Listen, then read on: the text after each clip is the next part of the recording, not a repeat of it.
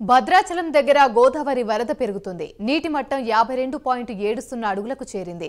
జటపాక వాగు పొంగడంతో లోతట్టు ప్రాంతాలైన కొత్త కాలనీలోని 36 కుటుంబాలను నన్నపనేని హైస్కూల్లోని పునరావాస కేంద్రానికి తరలించారు. జటపాక వాగు బ్యాక్ వాటర్ను ఇరిగేషన్ అధికారులు 6 మోటార్ల ద్వారా ఎత్తిపోస్తున్నారు. అయితే అందులో 2 మోటార్లు పాడైపోయాయి. 4 మోటార్లతోనే నిరంతరాయంగా వాటర్ను ఎత్తిపోస్తున్నారు. వరద నీరు భారీగా రావడం వల్ల బ్యాక్ వాటర్ను పంపుల ద్వారా గోదావరిలోకి పంపడం కష్టతరమవుతుంది. వరద నీటి మట్టం తగ్గిన తర్వాత పూర్తి స్థాయిలో నీరు ఎత్తిపోస్తామని అధికారులు తెలిపారు. మరి కాసేపట్లో భద్రాచలం వద్ద 3వ ప్రమాద హెచ్చరికను జారీ చేసే అవకాశం ఉంది.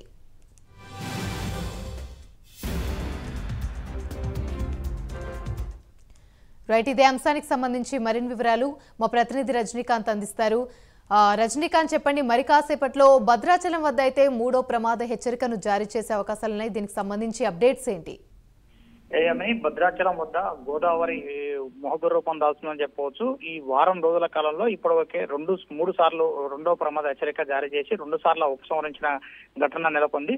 తాజాగా ఇప్పుడు గత రాత్రి నుంచి కూడా గంటకు వరద ప్రవాహం క్రమేపీ పెరుగుతూ వస్తుంది. ప్రస్తుతం 52.70 అడుగుల వద్ద గోదావరి ప్రవాహం కొనసాగుతుంది. మరో 0.30 అడుగుల మేర గోదావరి ప్రవాహం కనుక పెరిగితే 53 అడుగులు చేరుకుంటే 3వ ప్రమాద హెచ్చరిక జారీ చేయడానికి సిడబ్ల్యూసీ అధికారులు సిద్ధంగా ఉన్నారు. ప్రస్తుతం 14,09,734 క్యూసెక్ల వరద నీటిని దిగువకు విడుదల చేస్తున్నారు ధవళేశ్వరం వైపు. మరి కాసేపట్లో 3వ ప్రమాద హెచ్చరిక జారీ చేసేందుకు సిడబ్ల్యూసీ అధికారులు రంగం కూడా సిద్ధం చేస్తున్నారు. ఇప్పటికే భద్రాచలం పట్టణంతో పాటు భద్రాచలం పట్టణంలో కొంత ఏటపాక ఆంధ్రప్రదేశ్ ఏటపాక మండలం దగ్గర నుంచి ఒక వాగు బ్యాక్ వాటర్ గోదావరి ప్రవాహం వాగులోకి రావడం, ఆ వాటర్ అంతా భద్రాచలం పట్టణంలో కొత్త కాలనీలోకి ఎంటర్ కావడంతో ఆ కొత్త కాలనీలో ఉన్న స్లమ్ లో కాస్త పూర్తిగా సుమారు 36 కుటుంబాల్లోకి ఇళ్లలో కూడా పూర్తిగా నీళ్లు రావడంతో అధికార యంత్రాంగం స్పందించింది. తక్షణ స్పందించిన అధికారులు కాస్త ఆ 36 కుటుంబాలకు సంబంధించిన ప్రజలను ఆ ఇళ్లలో సామాగ్రితో సహా ట్రాక్టర్లు వాహనాల్లో మొత్తం తీసుకెళ్లి వాళ్ళని ప్రజలందరినీ భద్రాచలం పట్టణంలోని నన్నపనేని మోహన్ హై స్కూల్లో పునరావాస కేంద్రంలో సురక్షితంగా ఉంచారు. వారికి అన్ని రకాల ఏర్పాట్లు కూడా చేస్తున్నారు. మరోపక్క సుభాష్ నగర్ కాలనీ వద్ద నుంచి వాటర్ లోపలికి వచ్చే అవకాశం ఉన్న నేపథ్యంలో అక్కడ రెవెన్యూ అధికారులు ప్రొక్లేన్లతో మాత్రం కొత్త కరకట్ట నిర్మాణం చేపడుతున్నారు. తాత్కాలిక కరకట్ట నిర్మాణం కుక్కునూరు ఛత్తీస్గఢ్ వెళ్లే రహదారి దాని మీద మాత్రం తాత్కాలిక కరకట్ట పనులు మాత్రం యుద్ధ ప్రాతిపదికన చేస్తున్నారు. మరోపక్క ఇప్పటికే చెర్ల దుమ్ముగూడెం ప్రాంతాలకు పూర్తిగా రాకపోకలు కూడా నిలిచిపోయి తూర్బాక వద్ద తెలంగాణ ప్రాంతం తూర్బాక వద్ద గోదావరి బ్యాక్ వాటర్ మొత్తం పోటెత్తి రోడ్డు పైకి వరద నీరు ప్రవహించడంతో తూర్బాకకు అవతల ఉన్న చెర్ల దుమ్ముగూడెం వెళ్లే రహదారిని ఉదయం నుంచి కూడా పూర్తిగా రాకపోకలు కూడా మూసివేసిన పరిస్థితి. మరోపక్క సారపాక నుంచి బుర్గంపాడు కుక్కునూరు మీదుగా వెళ్లే రోడ్డును కూడా పూర్తిగా రాకపోకలు నిషేధించారు. మరో రోడ్డు సారపాక నుంచి అశోపురం మనుగూరు వెళ్లే అశోపురం రోడ్ లో కూడా పూర్తిగా బ్యాక్ వాటర్ కాస్త గోదావరి వాటర్ బ్యాక్ వాటర్ పోటెత్తడంతో ఆ రోడ్డును కూడా పూర్తిగా మూసేశారు.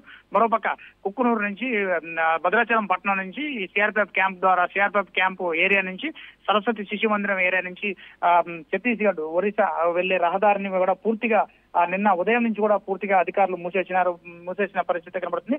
ఎగువన కురిసిన భారీ వర్షాల కారణంగా ఛత్తీస్గఢ్ రాష్ట్రంతో పాటు మహారాష్ట్రలో కురుస్తున్న భారీ వర్షాల కారణంగా గోదావరికి భారీగా వరద ప్రవాహం పోటెత్తుందని ఇప్పటికే సిడబ్ల్యూసీ అధికారులు స్పష్టం చేస్తున్నారు. మరో 2-3 గంటల్లో కూడా 55 నుంచి 56 అడుగుల వరకు కూడా వచ్చే అవకాశాలను తెలుపుతున్నప్పటికీ సాయంత్రానికి కొంత క్రమేపీ తగ్గుముఖం పడుతుందంటూ మరో పక్క సిడబ్ల్యూసీ అధికారులు కూడా మరొక అంచనా కూడా వస్తున్నారు. ఎగువన వస్తున్న మహారాష్ట్ర నుంచి వచ్చే వరద ప్రవాహం కొంత తగ్గుముఖం పట్టింది. దాంతో పాటు వాజేడు వెంకటాపురం మధ్యలో ఉన్న పేరూరు దగ్గర నుంచి వచ్చే గోదావరి ప్రవాహం వాగు కూడా దాంట్లో కూడా కొంత ప్రవాహం తగ్గుముఖం పట్టిందంటూ మరి చెప్తున్నారు. మరోపక్క చెర్ల మండలం తాలిపేరు ప్రాజెక్టు కూడా ఉదయం వరకు కూడా 12 గేట్లు ఎత్తి 30,000 క్యూసెక్కుల నీరు దిగువకు విడుదల చేసిన పరిస్థితి.